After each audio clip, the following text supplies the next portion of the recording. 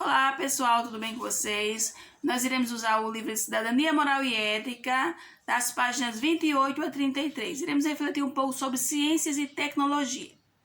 Então, a ciência e a tecnologia são palavras que exprimem a forma da consciência do homem dos nossos tempos, tá certo? Então, a tecnologia está ocupando um lugar de destaque na nossa vida, seja no campo da medicina ou do entretenimento, né? Das relações sociais, né? Enfim, assim por diante. E vamos refletir sobre as vantagens e as desvantagens da ciência, tá certo? Por que então pensar hoje sobre a ciência e a tecnologia, né? A ciência e a tecnologia são muito importantes para o nosso desenvolvimento. Se não pensarmos sobre ciência e tecnologia, pode ser que não exista um futuro de pesquisas, um futuro de conhecimento, tá certo? Então, a ciência, ela permite à humanidade compreender um pouco mais sobre a natureza e, através da ciência, muitas doenças, elas foram eliminadas, por meio de quê? Das pesquisas, por meio do conhecimento. Então, a ciência é um jeito de querer construir, de gerar conhecimento. Uma parte desse conhecimento construído pela ciência vira tecnologia. Então, a tecnologia é uma necessidade hoje, né? Ela tem um papel muito grande na maioria dos aspectos da nossa vida, tá certo? Ela veio para facilitar, para melhorar, tá bom? O conhecimento, para melhorar as pesquisas. Então, ela é aliada à ciência, né? E aí gera resultados positivos, tá certo? Quando ela faz essa ligação, quando ela é aliada à ciência, em questão de pesquisas, de aprimoramento de alguns métodos de imagem na medicina, em questões de exames, assim, não é isso? Assim como ela facilita, ela também pode causar alguns problemas quando utilizada de forma incorreta, tá certo? A tecnologia pode causar também isolamento, principalmente se tratando de crianças e adolescentes. É por isso que se faz necessário a supervisão dos pais quando as crianças estão utilizando a tecnologia, tá certo? E até os adolescentes também é preciso ter consciência e fazer o uso correto da tecnologia, porque ela facilita, mas ela prejudica e prejudica de várias formas e em vários níveis da nossa vida se for usada de maneira incorreta, pessoal. Aí na página 29 do livro de vocês vai falar da tecnofobia, né? Isso, então existem pessoas que têm medo da tecnologia, né? Essas pessoas são chamadas isso é chamado de tecnofobia, tá certo? Que é o medo da tecnologia moderna. Isso aí manifesta-se com o receio de utilizar, por exemplo, o computador, né? Então é comum a pessoa ter medo de quebrar uma peça do computador. E é comum também ela ter medo de ser julgada porque fez isso. Então esse medo é chamado de tecnofobia, tá certo? Aí a tecnologia acaba realmente afastando também nesse sentido a pessoa, né? Isso por medo de utilizar, de não saber utilizar e de quebrar alguma coisa, a pessoa se afasta. Assim também como pode afastar se tratando dos relacionamentos em família, os relacionamentos pessoais, tá certo? Em casa também. Então, se a tecnologia vier para distanciar as pessoas, ela não está sendo usada de maneira correta. Ela tem que vir para aliar os estudos, para aliar ao conhecimento, para aliar as pesquisas, tá certo? Ela tem que vir para aproximar as pessoas e não para distanciar, tá bom?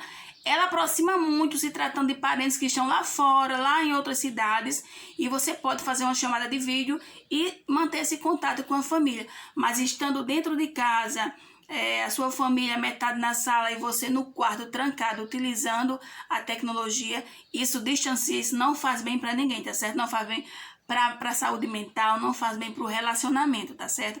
Então é bom ter cuidado para que não haja esse distanciamento familiar por conta do uso incorreto da tecnologia, tá certo? Então, se a tecnologia for usada de forma incorreta, ela realmente afasta as pessoas. Mas vocês já pararam para pensar que nem todas as pessoas têm acesso à tecnologia, principalmente aqui no Brasil, né? Existem aquelas pessoas de classe alta que têm acesso a tecnologias de alta qualidade. E existem as pessoas de classes baixas que têm acesso a tecnologia que não é de tão boa qualidade, mas tem. E existe aquela maioria, a classe pobre mesmo, aquela classe excluída, que não tem acesso à tecnologia, ao conhecimento, tá certo? Que nem tem nem conhecimento que existe computador, que existe celular, que a gente possa se comunicar através dele também. E isso é uma maneira da gente refletir, é uma forma da gente refletir e da gente repensar nos nossos conceitos quando se trata de sociedade, né? Que sociedade injusta é essa? Que sociedade desigual é essa, né? Uns com tantos e outros sem nada, né? A tecnologia que é algo bom para todo mundo, mas aquela minoria tem acesso e aquela grande maioria vive ao Deus dará, não é isso? Então vamos refletir sobre isso, tá certo? Tecnologia nenhuma, pessoal, substitui o abraço, a aproximação entre a família, o relacionamento cara a cara, frente a frente, face a face. Isso a tecnologia não tem como substituir de jeito nenhum, tá certo? Então, vamos ficar atentos a isso, tá certo? Que o relacionamento pessoal, o relacionamento entre família, entre as pessoas, o contato de um para outro, a tecnologia não pode substituir de jeito nenhum, tá certo? Lá na página 32 do livro de vocês irão ver o uso dos robôs, tá certo? Se tratando da medicina, o uso do robô, ele pode vir para melhorar o desempenho em alguns procedimentos, né? Isso como cirurgias e também como a recuperação de alguns pacientes. Essa é a vantagem da tecnologia.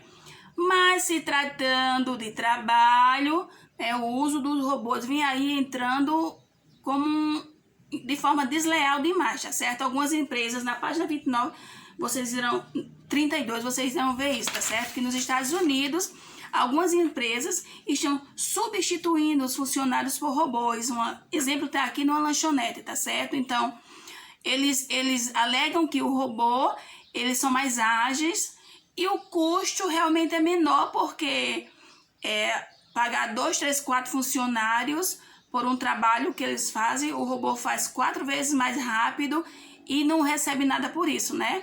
Só aqueles ajustes que eles têm que fazer, a manutenção deles, né? Isso aí.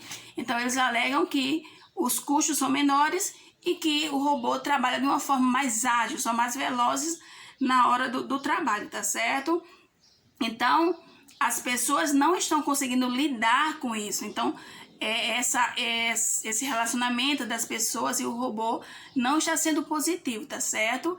E não é para se esperar uma coisa diferente. Isso porque o trabalho que antigamente era realizado por pessoas, hoje estão sendo substituídos por robôs, né? Que não tem o mesmo relacionamento, que não tem o mesmo contato, né? Que não tem sentimentos nenhum, como o ser humano, né? O ser humano vai fazer uma entrega, uma garçonete, por exemplo, e uma lanchonete, o ser humano tem aquele contato, né, presencial, conversa, pergunta como a pessoa tá, e não é programado para isso, ele faz de forma espontânea. Então, esse relacionamento entre as pessoas é muito bom para a saúde das pessoas. Já o robô não, o robô é assim, pagou, deu o produto, recebeu, pegou o troco, devolveu o troco e assim vai, não tem... É frio, não tem esse relacionamento, não existe esse contato de relação entre pessoas, tá certo? Essa é uma desvantagem em questão do uso do robô, tá certo? Então, as funções que antes eram realizadas por pessoas, hoje está sendo realizada por robô e vai causando aí uma tristeza muito, muito grande nos funcionários, tá? Porque tem muitos pais de famílias que ficam desempregados para quê? Para dar lugar a uma máquina, a um robô, porque o robô está fazendo o trabalho que antes era dele, né?